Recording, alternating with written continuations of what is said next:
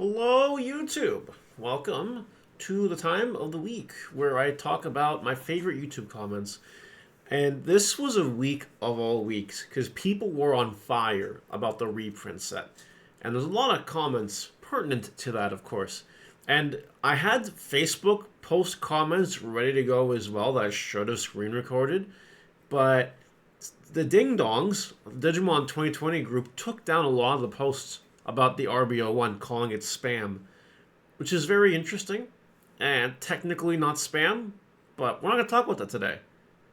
The Ding Dongs, we're not going to talk about that today. Today, we're just going to go back to regular old YouTube comments and enjoy yourselves. If you guys want to be in this video, you got to leave a YouTube comment, and you might get in, because apparently if you make a Facebook comment, it might get taken down. Alright, so we're going to start with Doragoromon 0518. I think people may be sleeping on Angoromon as a whole, since it has some synergies with BT13 Duffmon support. I think people are sleeping on Angoromon in general, period. I think the deck is very good. I don't know if it's good enough to like win a regional or something, but I think it's good. Like, I play the deck, it does cool things, it can beat the meta. So I don't know. It seems really good. There's a reason I did that deck profile first. I have the most faith in it of all of them. It's pretty crazy. Next, Dylan Gremery, 57550. BT13 Salamon is actually not bad in the deck. That is true. And you should let me know why you think that. But, you know, to his fair extension, I do know why he thinks it's good. The card is generally good. But for me, it's more of a Leopardmon card, not a Angoromon card. But it is something you could try if you want to try it. We got Atamisari 3620. I don't know, but hearing Mario saying good stuff about Angoromon brings tears of joy to my eyes. That deck is my favorite from GG cast, and hearing him enjoying it really makes me happy. Well, I'm glad you're happy. I'm glad that I made you happy with my enjoyment. Who doesn't like green bunnies, though? Seriously. Seriously. Let's go to Benjamin Wiseman, 6567. I'm guessing Lucemon is holding value because there's another mode of Lucemon that hasn't been released yet, and we're expecting a Lucemon-centric deck at some point. That is probably true. However, since I made that video last week, it has dropped a lot in price already, so it might have just been a coincidence. But definitely a good card to grab, because you never know when that reprint is, when that new Lucemon's going to come out for sure. Gucci Brad 9212. Need a copium thread for Facebook because people whining about RB set daily. LOL. Yeah, and they took all that down. They took it all down. What a shame. It's actually a travesty. It's actually insane. But moving on.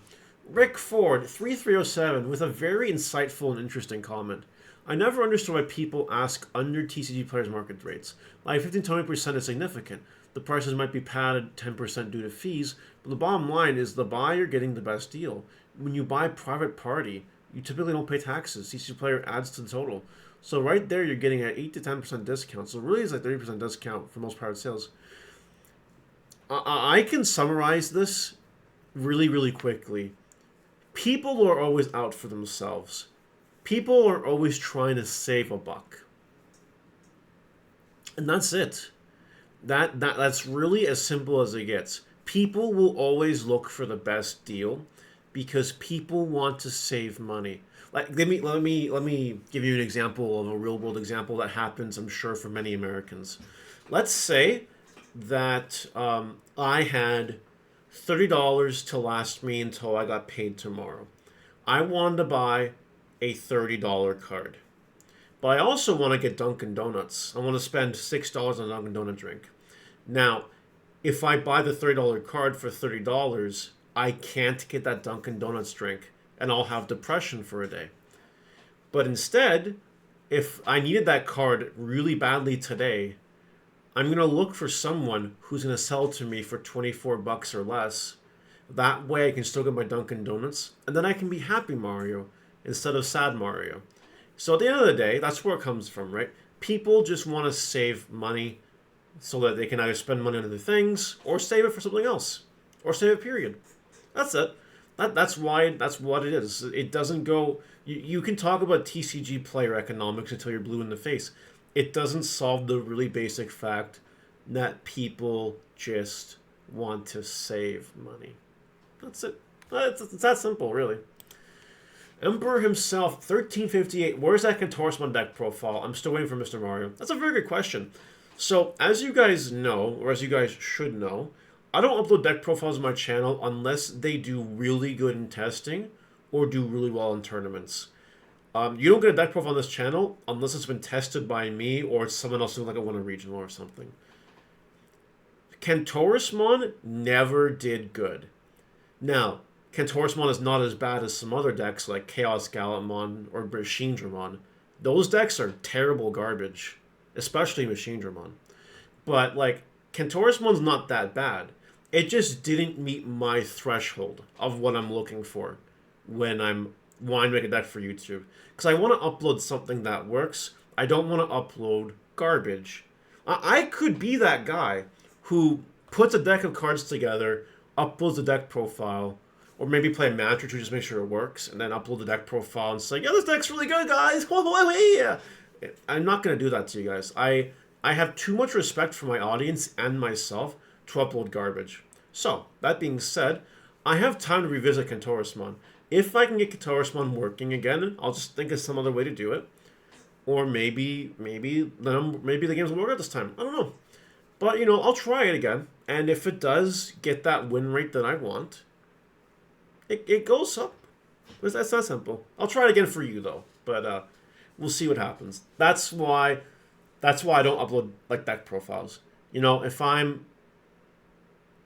there's a deck profile you really want to see but you never see on this channel, I probably tested it, and it's probably garbage. It's also why I'll never see Machinedramon deck profile on this channel. Unless, like, new support comes out and I make it, like, work for a little bit. Machinedramon's really bad. I would rather play Chaos Gallantmon than Machinedramon. That's how bad Machinedramon is. I'll let you guys put that in your comments and your minds and everything. I'm sure I'll get eaten alive for that one, but it is what it is. Ethan Adolphs, 4866. Watch Bandai give the online game to the One Piece before Digimon. That's something that's a nightmare scenario. You ever watch Zack Snyder's Justice League, and at the end of the movie, they have that nightmare scene for like 3 minutes where like shit's getting fucked? You know, that's what I imagine Digimon would turn into if One Piece got the simulator before Digimon. I know that would be a real kick in the pants because people I know are leaving Digimon every day, and to my understanding, people are still buying product and people are still, you know, new players are coming in and fresh the old ones, but how long until that stops happening? You know what I mean? Nothing lasts forever, and certain things can last longer if certain things are done correctly. Certain things don't last as long if they're not handled correctly. A simulator online is the way to fix everything. Just gotta do it right. All right, Von Wafer 12. Just want to give a big old thank you to Mr. Mar for making content week in and week out. For the entire past year and a half, always look forward to your content you put out as I listen to them on my daily walks. Appreciate all the time you put in. Thank you. P.S. When is Ancient Grey OTK coming back? That's a very good question. Very similar answer to Kentaurosmon here. While Ancient Greymon is really good against Shine Greymon, Royal Knights, Blue Flare, and Hunters. Very high win rates against those decks. However, it cannot beat Balphamon. Because of that, it just can't go on the channel. It literally auto-loses to Balphamon Sleep Mode. The only times that I've gotten a win, not even a match win, a game win on Balphamon, is when I God High Roll into the Ancient Grey stack before they get Sleep Mode. Usually that doesn't happen. And that's why you haven't seen Ancient Greymon this format. You know, I keep trying. Maybe it can come back BT14, honestly. Because Balphamon will be as prevalent, so it might not be a big deal. We'll see what happens. I don't know. We'll find out. Alright, I took a bunch of comments from the What Happened to My RBO1 video, because that one generated 100 comments. So I grabbed a whole bunch from this one. Brady Hargett Official. For me as a new player, the set is a net positive because I can now get Koromons and Demimirrors dirt cheap, but while I was originally planning to get a box, I changed my mind mostly due to the super rare situation. See, this is a comment that encompasses everything.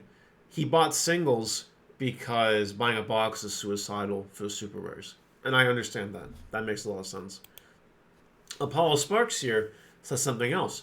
Honestly, the set isn't too bad. For people wanting a wide variety of cards to collect and build decks with its perfect queue, and for people looking for split reprints, not super expensive to buy singles. Yep, just buy singles. That seems to be the theme here, eh? Just buy singles. What about Calvin Hernandez? This isn't really a box to invest in my opinion, unless you really want to build a gambling deck. Otherwise, all these foils, with how easy it is to pull the reprints and dumpster fire money, you can just pay out the singles. We're getting a theme. I feel bad for shops that bought it in bulk at $70 a box because it looks like the set will drop tremendously in price. That's why I sold all mine immediately. Immediately I sold all mine as a shop. Because it was just... I saw it going down. I saw the meteor crashing into the earth, and I just bolted ASAP. Sly Till Death. I would love to see you make more videos like this when future sets come out. This gives me a good idea on how to approach the set because I was torn. If you guys want to see videos like that video for future sets, let me know. I don't mind doing them. It's just this set ruffled a lot of feathers. I don't remember a contentious set as much as this one in the entirety of the Digimon TCG. Nothing comes to mind. This set was truly a unicorn in terms of what it offered. But, you know, whatever. I'm down to make content if you guys want to see it. This set, though, was something else. The Stuff of Legends. The Drunken Spartan. I think reprints are always good to help bring newer players into the game with affordable meta cards. I like the entire set is rare or higher. Half this set is great, and then the other half I'm just wondering why waste material on those cards again. In conclusion, I'm 75% positive towards this set. Yes, he raises a very good point, which is why I include this comment. They reprinted a bunch of stuff that was unnecessary. Like, did Jamming Vmon need another printing, for example? Probably not. But did, like, Kaiser Neon Holy Wave did? They do. They really did need a reprint, so we're happy to see them. Certain things just didn't need reprints, and they reprinted them anyway. And it really takes up some of the value from the set, which is super unfortunate. Again, you got to keep in mind that this set was supposed to come out 6 months ago, right? Approximately. And back then, some of those reprints were still relevant, kind of, as to now where they're not at all. So keep that in mind. Spartan makes up a good comment here. Last comment today just goes to Moon and Night 2021. Whoa, it's like someone went crazy and nicked all the affordable listings on the new cards and then listed their new stock at triple the original cost. Yes, this is the Crazy Nicks card reference. That Crazy Nicks received a lot of flack. However, I will remind you guys that bad publicity sometimes is good publicity. It is how it is when it comes to that.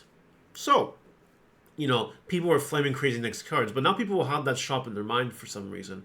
They might be more inclined to buy, while some people will just stay away from it.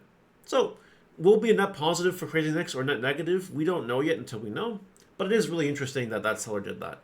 And again, it could be it's all hearsay, right? Maybe they just had that much. Maybe they bought 20 cases of the set, opened them all up. You never know, right? You just don't know. All right, that's it. That's it for today's not market watch, but comment review. Please let me know what you think in the comment section below. And I'll see you later. Bye.